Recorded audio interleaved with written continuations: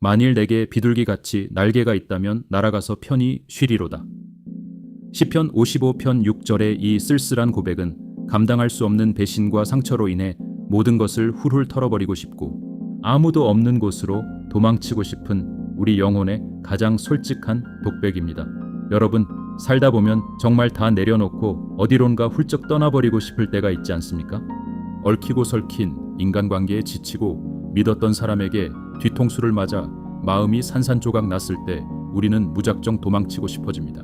아무도 나를 모르는 낯선 곳으로 날아가서 사람들의 차가운 시선과 날 선 말들로부터 완벽하게 단절된 채 그저 조용히 숨어 있고 싶은 그런 밤이 우리에게도 찾아옵니다. 하지만 여러분, 도망친 곳에 낙원은 없다는 말처럼 현실을 회피한다고 해서 우리 내면의 폭풍우가 잠잠해지는 것은 아닙니다. 혼란한 세상 속 변치 않는 진리를 찾는 시간, 철학이 묻고 시편이 답하다의 다비드입니다. 오늘 우리가 만날 시편 55편은 인생에서 가장 뼈아픈 배신을 당해 날개를 달고 도망치고 싶었던 다윗의 처절한 심정을 고스란히 담고 있습니다. 오늘부터 우리는 시편 55편을 1부와 2부로 나누어 깊이 있게 묵상하려 합니다. 다윗은 가장 가까운 친구의 배신이라는 지옥 같은 고통 속에서 분노와 상실감에 몸부림칩니다. 오늘은 그 첫 번째 시간으로 1절부터 15절까지의 말씀을 통해 사람에게 받은 치명적인 상처를 하나님 앞에서 어떻게 풀어내야 하는지 그 거룩한 감정의 해독법을 함께 나누겠습니다. 오늘 봉독할 시편 55편의 전반부는 다윗이 아들 압살롬의 반역과 자신이 가장 신뢰했던 모사 아히도벨의 배신을 겪으며 쓴 애가로 알려져 있습니다. 믿었던 자의 등 돌림이 얼마나 영혼을 병들게 하는지, 그리고 그 맹독 같은 상처를 있는 그대로 주님께 토해내는 다윗의 절박한 심정을 묵상하며 오늘의 성경 말씀 봉독하겠습니다. 하나님이여, 내 기도에 귀를 기울이시고 내가 간구할 때에 숨지 마소서. 내게 굽히사 응답하소서. 내가 근심으로 편하지 못하여 탄식하오니 이는 원수의 소리와 악인의 압제 때문이라. 그들이 죄악을 내게 더하며 노하여 나를 핍박하나이다. 내 마음이 내 속에서 심히 아파하며 사망의 위험이 내게 이르렀도다. 두려움과 떨림이 내게 이르고 공포가 나를 덮었도다. 나는 말하기를 만일 내게 비둘기같이 날개가 있다면 날아가서 편히 쉬리로다. 내가 멀리 날아가서 광야에 머무르리로다. 셀라. 내가 나의 피난처로 속히 가서 폭풍과 광풍을 피하리라 하였도다.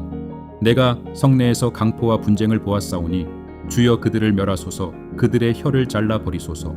그들이 주야로 성벽 위에 두루 다니니 성중에는 죄악과 재난이 있으며 악독이 그 중에 있고 압박과 속임수가 그 거리를 떠나지 아니하도다. 나를 책망하는 자는 원수가 아니라 원수일진데 내가 참았으리라. 나를 대하여 자기를 높이는 자는 나를 미워하는 자가 아니라 미워하는 자일진데 내가 그를 피하여 숨었으리라. 그는 곧 너로다. 나의 동료, 나의 친구요, 나의 가까운 친구로다. 우리가 같이 재밌게 의논하며 무리와 함께하여 하나님의 집 안에서 다녔도다. 사망이 갑자기 그들에게 임하여 산 채로 스올에 내려갈지어다. 이는 악독이 그들의 거처에 있고 그들 가운데에 있음이로다. 아멘.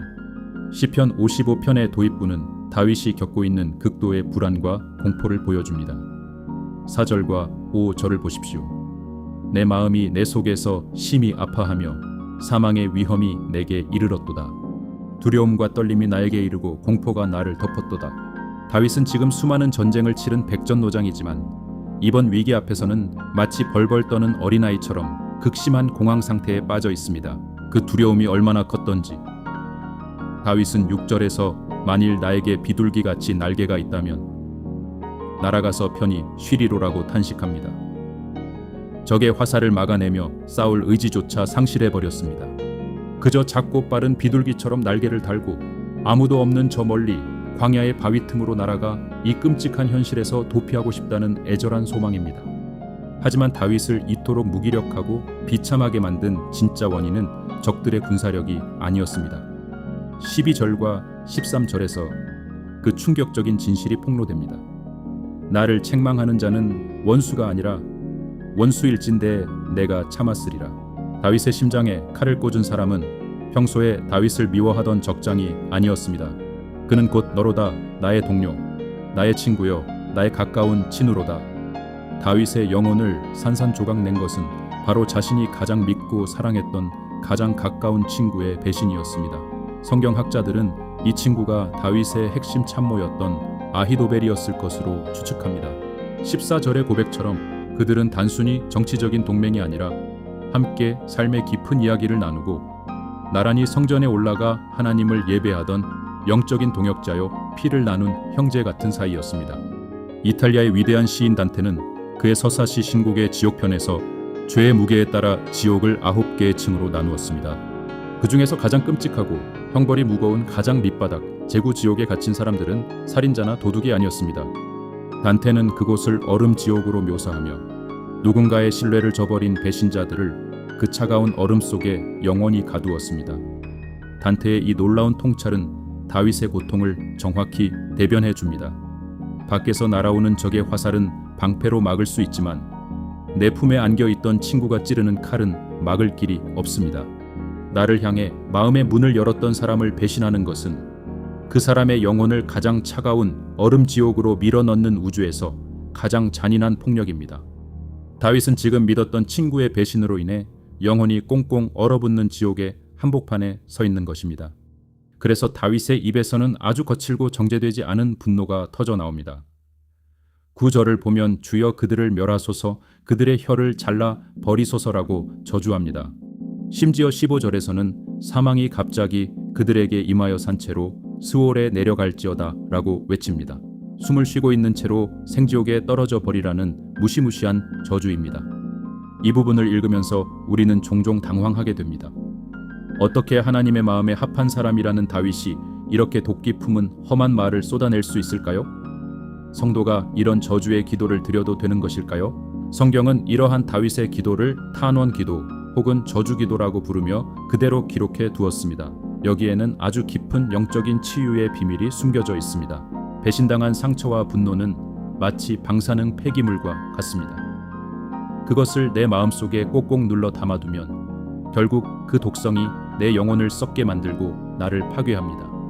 반대로 그 분노를 나에게 상처 준 사람이나 엄한 사람에게 쏟아 부으면 복수가 복수를 낳는 피비린나에 나는 비극이 벌어집니다.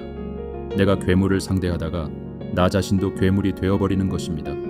다윗은 이 치명적인 분노의 독극물을 가장 안전하게 폐기하는 방법을 알았습니다. 바로 하나님 앞이라는 영적 처리장에 그 험한 감정들을 있는 그대로 쏟아버리는 것입니다. 다윗은 사람을 찾아가 복수의 칼을 휘두르지 않았습니다. 사람에게 퍼부어야 할 저주를 십자가 앞으로 가지고 와서 하나님께 다 일러 바치며 토해냈습니다. 하나님, 저 인간 혀를 잘라주세요. 저 인간 산채로 지옥에 떨어지게 해주세요. 다윗은 자신의 상한 감정을 거룩한 척 포장하지 않았습니다. 어린아이가 밖에서 맞고 들어와 아빠 품에 안겨 엉엉 울며 나쁜 놈이라고 고자질하듯이 다윗은 그 찢어진 마음과 날 것 그대로의 분노를 아버지 되신 하나님 품에 남김없이 쏟아부었습니다. 이것이 다윗이 미치지 않고 복수의 화신이 되지 않고 끝까지 성군의 자리를 지킬 수 있었던 위대한 비결입니다. 하나님은 우리의 분노와 저주 섞인 투정까지도 다 받아주실 만큼 넓고 깊은 바다와 같은 분이십니다. 사람에 대한 철저한 절망 속에서 다윗은 아주 뼈아픈 교훈 하나를 배웁니다. 인간의 관계란 아무리 달콤하고 견고해 보여도 결국은 상황과 이익 앞에서 언제든 깨질 수 있는 유리그릇과 같다는 사실입니다. 나와 영적인 교제를 나누던 친구조차 언제든 나를 향해 칼을 들 수 있는 것이 부패한 인간의 한계입니다. 그러므로 우리는 사람에게 영혼의 닻을 내려서는 안 됩니다. 사람은 사랑하고 품어주어야 할 대상이지 온전히 믿고 의지할 대상이 아닙니다. 내 영혼의 닻을 내릴 수 있는 유일하고 영원한 반석은 내가 배신하고 도망칠 때조차 나를 끝까지 찾아와 끌어안으시는 하나님의 사랑, 그 끊어지지 않는 언약적 사랑인 헤세드뿐입니다. 비둘기 날개를 달고 아무도 없는 광야로 도망친다고 해서 이 배신의 상처가 아물지는 않습니다. 장소를 바꾼다고 마음의 지옥이 천국이 되지는 않기 때문입니다. 우리가 진정으로 피해야 할 안전한 바위 틈은 눈에 보이는 광야가 아니라 만세 반석 되시는 예수 그리스도의 넓고 따뜻한 품입니다. 예수님은 다윗이 겪은 이 끔찍한 배신의 고통을 누구보다 깊이 체휼하신 분입니다. 가장 신뢰하여 3년 동안이나 떡을 나누어 먹고 하나님의 말씀을 가르쳤던 제자 가룟 유다가 예수님을 은 30세겔에 팔아넘겼습니다. 십자가의 고통보다 예수님의 가슴을 더 시리게 파고든 것은 가장 사랑했던 자들의 도망과 배신이었습니다. 예수님이 이 배신의 지옥을 온몸으로 겪으신 이유가 무엇입니까? 바로 사람에게 버림받고 가슴을 치는 저와 여러분을 완벽하게 이해하시고 위로하시기 위함입니다. 주님은 여러분의 그 얼어붙은 마음을 아십니다. 잠 못 이루는 억울한 밤, 사람을 향한 분노로 타들어가는 그 가슴을 주님의 피 묻은 손으로 따뜻하게 어루만져 주실 것입니다. 사랑하는 성도 여러분, 오늘 믿었던 사람에게 배신당해 영혼이 무너져 내린 분이 계십니까? 비둘기처럼 도망치고 싶은 현실 앞에 서 계십니까? 여러분의 상처가 너무 아프고 원망스러울 때 무리하게 용서하려 애쓰지 마십시오. 대신 다윗처럼 은밀한 골방으로 들어가 하나님 앞에 여러분의 모든 분노와 저주를 쏟아놓으십시오. 그 거친 감정들을 십자가 앞에 폐기할 때 여러분을 갉아먹던 분노의 독이 사라지고 하나님의 시원한 위로가 임할 것입니다. 사람은 여러분을 배신할지라도 하나님은 여러분을 절대로 배신하지 않으십니다. 오늘 하루 사람을 향한 기대를 내려놓고 영원한 피난처 되신 주님 품으로 도망치십시오. 그 품 안에서 여러분의 상처가 별처럼 빛나는 간증으로 회복되기를 간절히 축복합니다. 이제 배신당한 우리의 마음을 안아주시고 억울함을 들어주시는 하나님께 치유의 기도를 드리겠습니다. 잠시 눈을 감고 내 곁에서 함께 눈물 흘리시는 주님을 온전히 신뢰하며 함께 기도합시다. 상처 입은 자들의 영원한 위로자가 되시는 하나님 아버지, 오늘 시편 55편 1부의 말씀을 통해 가장 믿었던 친구에게 배신당해 가슴이 찢어지는 다윗의 비통한 고백을 마주하게 하시니 감사합니다. 비둘기 날개를 달고 도망치고 싶을 만큼 무겁고 고통스러운 우리의 현실을 불쌍히 여겨주시옵소서. 주님, 단테의 통찰처럼 배신은 우리 영혼을 가장 차가운 얼음 지옥으로 밀어넣는 잔인한 고통임을 고백합니다. 사람에게 받은 상처로 인해 마음이 굳어지고 복수심으로 밤잠을 설치며 내 영혼을 병들게 했던 연약함을 십자가 보혈로 덮어 주시옵소서. 내가 직접 칼을 들어 괴물이 되려 했던 어리석은 마음을 주님 앞에 내려놓습니다. 다윗처럼 내 마음의 분노와 저주를 사람에게 쏟지 않고 모든 감정을 받아주시는 안전한 주님의 품에 쏟아버리는 지혜를 주시옵소서. 억지로 용서하려 끙끙대기보다 먼저 내 상처를 아시는 주님 앞에 엉엉 울며 내 마음의 고름을 짜내는 정직한 치유의 시간을 허락하여 주시옵소서.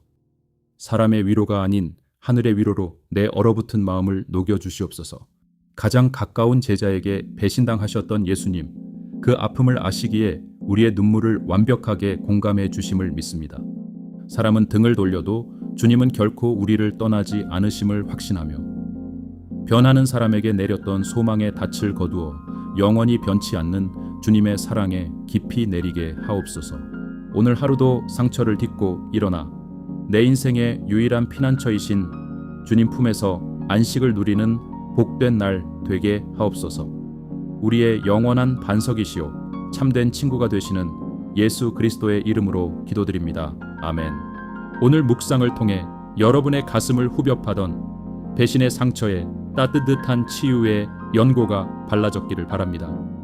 여러분의 아픔을 주님이 곁에서 함께 느끼고 계십니다. 저는 영상을 보시는 구독자 여러분을 위해 매일 새벽 기도하고 있습니다. 사람에게 받은 상처로 위로가 필요하시거나 하나님께 쏟아놓고 싶은 마음의 짐이 있다면 댓글이나 영상 설명란에 구글 폼으로 보내주십시오. 함께 십자가 앞에 내려놓겠습니다. 삶의 무게가 느껴지는 화요일과 목요일, 그리고 영혼의 안식이 필요한 주일, 저는 일주일에 3번 이 자리에서 말씀의 등불을 켜고 여러분을 기다리겠습니다. 다음 시간에는 내 짐을 여호와께 맡기라. 그가 너를 붙드시고 의인의 요동함을 영원히 허락하지 아니하시리로다. 라는 위대한 약속이 담긴 시편 55편 2부로 깊은 은혜를 나누겠습니다.